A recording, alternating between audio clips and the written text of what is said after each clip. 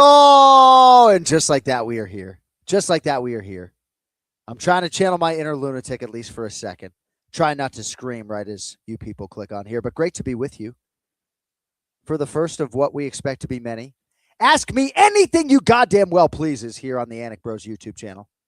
We're here in Las Vegas at the beautiful Durango. Don't have a great view, incidentally. We do not have a suite, perhaps in the future. Maybe in my 50s, I would have earned a suite. But it is great to be here in Las Vegas. UFC 329, McGregor v. Holloway, Act 2. And there have been so many big moments already during this fight week. I'm very excited for all of this hype to give way to the action here. One more sleep before UFC 329. We have some of your questions. Some of those have come in on YouTube, some on X. We'll be getting to some of those over the next 20 or 25 minutes. Very excited about that and to be with you people on the eve of a lot of these big pay-per-views, as they still are in Australia and New Zealand. And, of course, live and free, not so free, but $8.99 per month on Paramount+.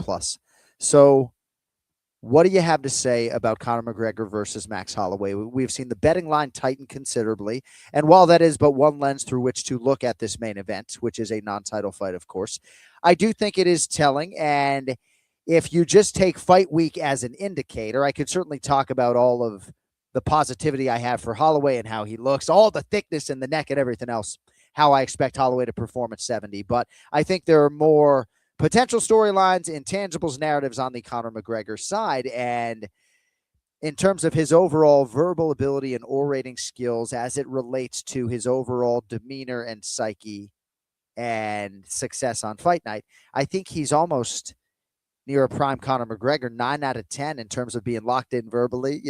I'm dying watching the press conference yesterday. I thought he absolutely murdered it. All right, let us get to your questions. If you do have a question, you can subscribe to the Anik Brothers YouTube channel. I don't even think you have to subscribe, though, to get your question featured here today. But you can send your question into the live chat for a chance to have it featured here today. Keep it clean or not, you truly can ask me anything. So we will get to our first question here at any time. Thanks to Mike Jones behind the screws for putting this all together. Dana White stated he has 5 distinct scenarios planned if McGregor wins against Max Holloway at UFC 329. If he emerges victorious, what would you like to see next for Conor? 5 scenarios, right? So I would imagine 2 of those scenarios would be Islam Makhachev and Ian Machado Gary, because those 2 men will be fighting for the UFC Welterweight Championship next month in Philadelphia, Pennsylvania. And the Machado-Gary history is obvious, right? I mean, Ian Machado-Gary, I guess maybe not so obvious to some of you, but Ian was in his formative years in Ireland watching Conor McGregor's rise and perhaps never thought he would actually fight the man. It's a big ask for Ian Machado-Gary, obviously, to beat Islam Makhachev, but certainly you could lay a foundation for some sort of belt opportunity for Conor were he to win this fight against Max Holloway. Certainly, you could do Conor McGregor versus Justin Gaethje, even in a straight meritocracy. Even if in a straight meritocracy, it would be Justin Gaethje against Arman Tsarukyan. You could do a BMF belt for Conor. You could do a Nate Diaz fight for a third time. The possibilities are endless. I don't know if I listed 5 or more or fewer, but who would I like to see next for Conor? Gosh, I mean, I would like to withhold my answer until I see what he has in store for everybody on Saturday night. It's hard for me to envision a scenario whereby, Michael Morales and Carlos Prates are kind of left in the dust, but therein lies the rub, right? You have the biggest superstar in mixed martial arts history, and he is that by a considerable margin. So the king is back, and in what manner and what way, we will find out in less than 24 hours. One more sleep, as some might say. All right, next question, Your Honor. Thanks to everybody being here live on YouTube and on X for an Ask Me Anything on the eve of UFC 329. What's the pay-per-view open? I haven't shared the open on Instagram, in part because it's still a work in progress, but here's the beginning. Thank y'all for being with us for UFC 329. UFC Freedom 250 would appear to be the toughest act to follow in American sports history. Enter Conor McGregor. Of course, unlike anything the fight game has ever seen before, and likely unlike anything the fight game will heretofore see in the future. Something like that. We'll tie in Holloway, but it's still a work in progress. This was a fight week that I really tried to let marinate before I went to it, to go through it, but I also felt like the pay-per-view open, so to speak, would sort of write itself right? Enter Conor McGregor. I could say thank you all for being with us. The king is back. Can you believe what this fight week has held? It's been absolutely insane, and we have felt every bit of Conor McGregor's presence every step of the way, and that says nothing of Max Holloway's star power, right? So a lot of different directions in which I could go. Thank you, Charlie Bells and Whistles, for the question. Hopefully Charlie's friends call him Charlie Bells and Whistles. Patty Pimblett and Benoit Saint-Denis in the co-main event as we wait for our next question to come in here at any time. Dixon_cider. Dixon apple cider. Wearing the McDonald's hat, bro. McDonald's hat. I mean, we love the Golden Arches. We love a fish fillet, no cheese. Favorite menu item is a Big Mac, no cheese. But Dixon wearing the McDonald's hat. Oh, Dixon, I mean, what's your order at McDonald's? We don't need to talk about Conor all night. Have you heard anything about Max potentially wanting to grapple after what Charles did to him? I watched Max guillotine Cub Swanson live here in Newark, so I know Max has submissions and Conor has been subbed. I don't want to fence it. I think Max is an instinctual fighter, and I think that if there's an opportunity to clinch or wrestle, perhaps he would be pursuant of that. Conor's very good in the clinch, though. So I don't know. Physically, how are they going to match up? I think there's a lot of emotion when it comes to fighting Conor McGregor. And Conor McGregor's an emotional man and an emotional fighter. And I'm an emotional man. I was an emotional basketball player. I don't know if I would be an emotional fighter. I would imagine I would be a shit fighter and an emotional fighter. But there's an added emotional element layer when you are fighting Conor McGregor. And even if people want to suggest that the sunglass antic was planned, I have no idea. I have far bigger fish to fry of that, I can assure you. Otherwise, I would be with you guys until 9 instead of, 8:20 or so. But it's a different breed. It's a different animal. All the emotion that comes with fighting Conor and everything that is planned in-house. Anybody out there going to UFC 329, we got a lot of special things planned for you. It can't be UFC Freedom 250, but it will be certainly our best effort thereafter. Thank you for the question, Dixon_cider. You can send my McDonald's hat to UFC headquarters, although it shouldn't be too difficult to get a McDonald's hat. At ET FaceTime, favorite fight of all time. Big fan of yours. You're great at what you do. So I get this question all the time, and sometimes I wonder why, I wonder why people are so curious about my favorite singular fight, because I could go year by year and give you 5 per year. And 15 years on a mic times 5 is 75 fights. So how much time do you have? This year alone, right? I would submit to you that Joshua Van and Tatsuro Taira and Justin Gaethje, Ilia Topuria are Hall of Fame fights. And I was there for those graciously. So I mean, I could say the lead horse, Mark Hunt and Bigfoot Silva back in 2013, but there have been so many back and forth affairs. For a long time, I said Israel Adesanya and Kelvin Gastelum for the inner middleweight title in 2019. But I could just go on and on. And I appreciate the question, but just too hard to choose. If Conor loses to Max Holloway, would the most perfect send-off fight for Conor be the trilogy fight with Nate Diaz? Both would have nothing to lose anymore, and their final chapter would finally be closed. So there's always something to lose, I guess. I do believe Conor McGregor is back right now for legacy and for love of the game. He has financial freedom, and had he not snapped his leg in 2021, I think he would have been back in an active competition cycle, right? He fought twice that year. And he's about this life, right? This is what he wants to do. He can't scratch this itch anywhere else. And as great as his legacy is, he's a Hall of Famer. He's on some people's Mount Rushmore, rightfully so, right? There's only 4 slots there. But he only has 1 win at 155 pounds in the UFC. Not to suggest that he's going to go back to lightweight, but I do believe in terms of his legacy, he believes in a moment of inner monologue that there's still work to be done.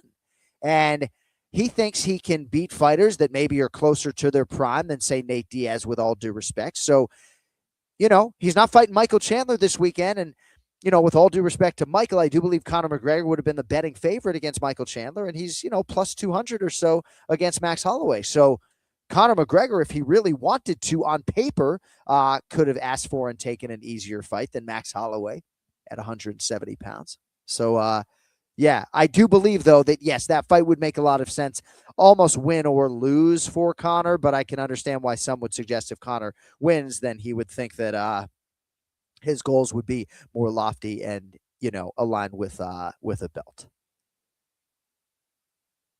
Why is Jason Anik getting his question featured? Hey, thanks for being so participatory. We have your fucking question in the chat.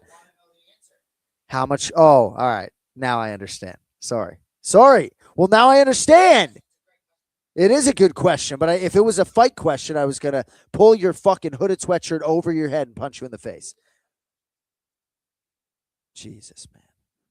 How much would you need to be paid to grow your hair and keep it until UFC 330? So that's like 5 or 6 weeks.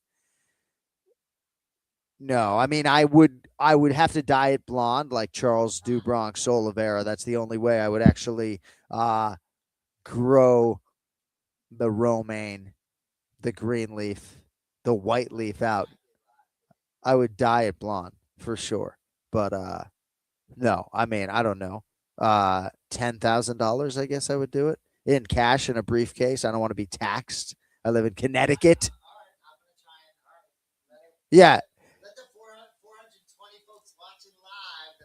No. All right. I guess I said it. Yes. I guess if you hand me $10,000 cash and I will make a donation. No, I can't grow my hair. I can't commit to this. No, we'll table that question until the end of the chat. Lazy Bet is chiming in on a far more pressing matter. What's the emotion now? Just one more sleep from cracking the mic for McGregor Fight Night in 2026. Well, it's great. I'm glad the hay is almost in the barn. When I get off with you fine people, I will have about 90 minutes of work left to sort of finish the writing of the show, and then I have a few fighter cards that need some sort of additions, but I'm excited. Just as excited really as I was for UFC Freedom 250. And even though I am on record as saying no live event will ever top UFC Freedom 250, this is as good as it gets. As I said to Conor, and I think it was shown on embedded in our fighter meeting, what is it? Like a rising tide lifts all boats, and we're all gracious and grateful to have Conor McGregor back in the space. What does Gable Steveson have to do to justify being the largest betting favorite in UFC history? He has to knock Elijah Ellison out in round 1. I could be long-winded about it, but he's got to knock him out in round 1. And when I watch Gable move, wow. Just wow. We'll see, right? We'll see, right? Those proverbial UFC jitters, right? We'll see. But, I mean, are there Olympic gold medal match jitters? Are there, NCAA Division I national championship jitters? I would imagine there are. I understand this is a different beast, and, there's punching and elbows and all of those things. But, no, my expectations are lofty. My question that I've been asking, over under 9.5 total UFC fights for Gable Steveson.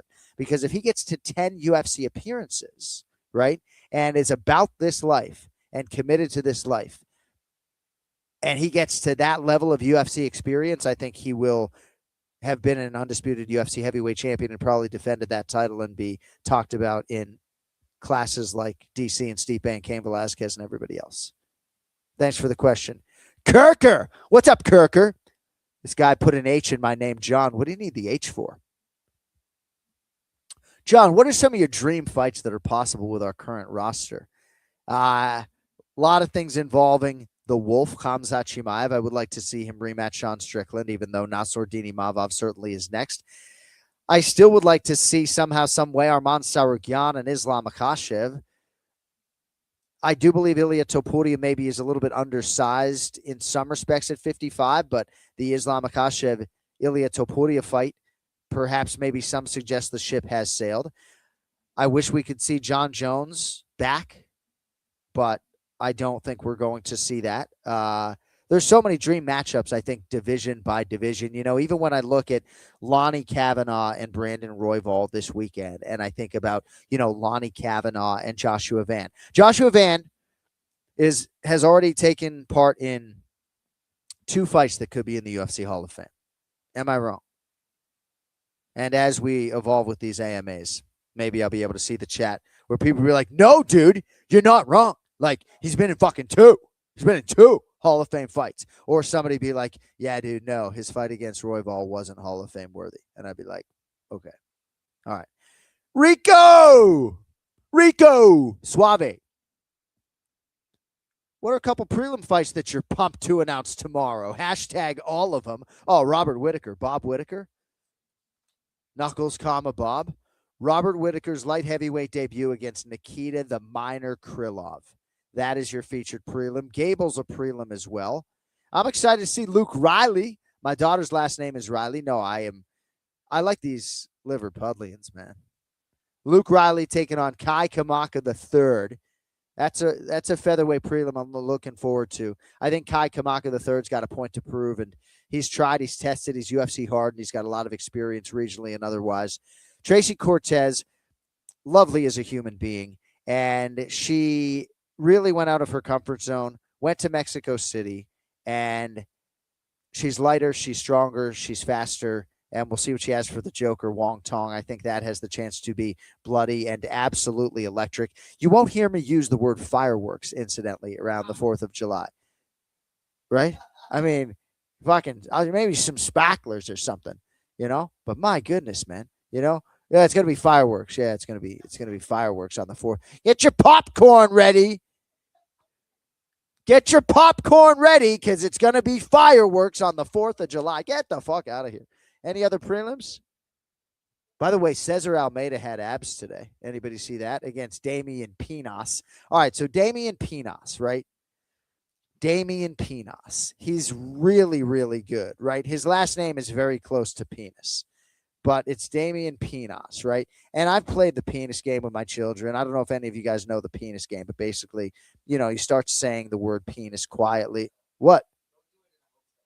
I'm not doing it in the hotel. We can get you a headset anytime, this motherfucker. Interrupter over there, right? But I was thinking I could start Damian Pinas' walkout and be like, hey, Joe, you want to play the Pinas game? But I'm not going to do it. So Damian Pinas, right? I will mature up by tomorrow. 9-1 as a middleweight, lone UFC fighter to rep Aruba, also reps where he was born, Suriname. Not unlike Biggie Boy Jairzinho Rosenstrike, the Dirty Box heavyweight champion. Let me know when you guys have another show planned. It's been a while. All right, Gregory Soderquist. What's the best arena/crowd you've experienced UFC fights at? You can exclude the White House because that was the sickest fucking thing I've ever seen. That's what I say, Gregory. Exactly. So, best arena crowd. I mean, Perth for Islam Makhachev. Islam Makhachev and Alexander Volkanovski was absolutely insane. And I love Volk dearly. I did think Makhachev won that fight 49-46. Call me crazy, right? I thought Volk beat Diego Lopez 10 rounds to 0, though. So what do I actually know? But Perth, you know, I've called 28 to 30 shows in Brazil, and all of those shows are particularly special to me. The year of Vitor Belfort in 2013, all of those fights in remote locations in Brazil. It's really hard to single out. A lot of things about Abu Dhabi are very special in terms of the hospitality and calling fights over there. Boston, even though that's where I'm from, is a very festive fight town, and they don't really boo a lot of the grappling, and they just are really in it and on it. And, you know, it's a hot ticket really across the United States, increasingly so. So very exciting that we're connecting with the young fans to the extent to which we are right now. Thank you for the question, Gregory. Hopefully that was a and T-Mobile's awesome as well. You know, friendly confines at T-Mobile Arena, as is our reality here tomorrow night. All right, we're gonna go a little bit longer on the Ask Me Anything. Again, thanks for everybody for being here. Anik Brothers YouTube channel is live. You can subscribe to that if you're so inclined. Or you don't have to do that at all, right? Don't have to do that at all. Fluffy Duff, good day from Australia. Good fucking day to you, mate. I'm not going to drop the C word because in America, you know, that's a very strong word. But you're a good fucking C word, man. I can tell, Fluffy Duff. Not favorite because that's unfair, but who are some of your favorite fighters in terms of people? In other words, who are the top blokes versus ego maniacs? So I said on Ariel Helwani's show today that Alex Pineda and Israel Adesanya, neither one of them has ever missed a fighter meeting Neither one of them has ever done a fighter meeting virtually instead of in person.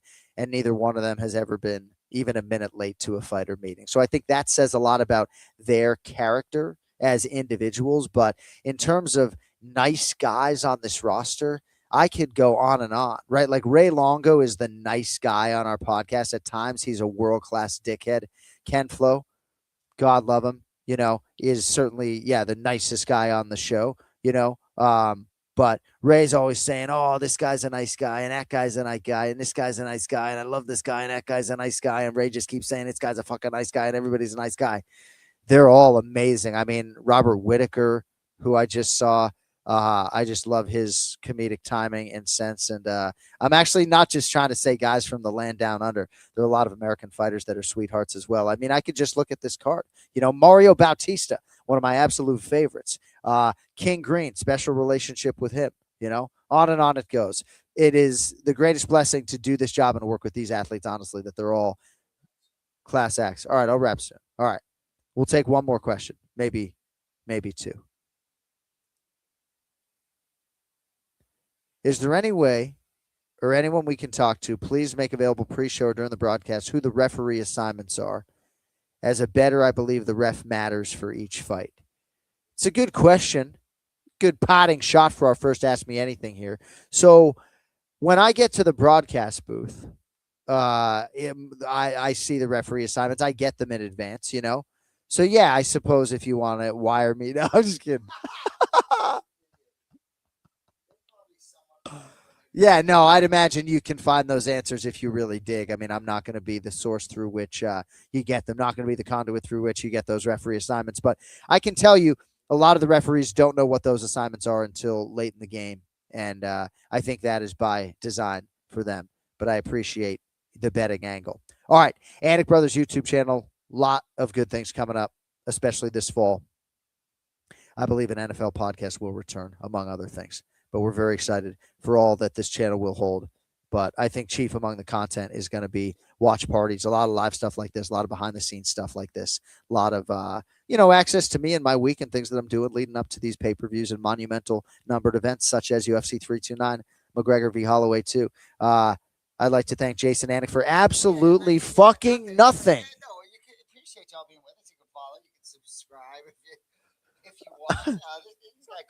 I'd like to thank you for absolutely. Folks on X, approaching 600 on X right now. Appreciate all the love for this clown, and we can try and keep it interesting. Some of it off of fights. Thank you all for being here. Yeah, let us know anything we can do to make it better. I'd like to thank you for absolutely fucking nothing. Mike Jones behind the screws. Thank you very much, and thanks to everybody for all the support.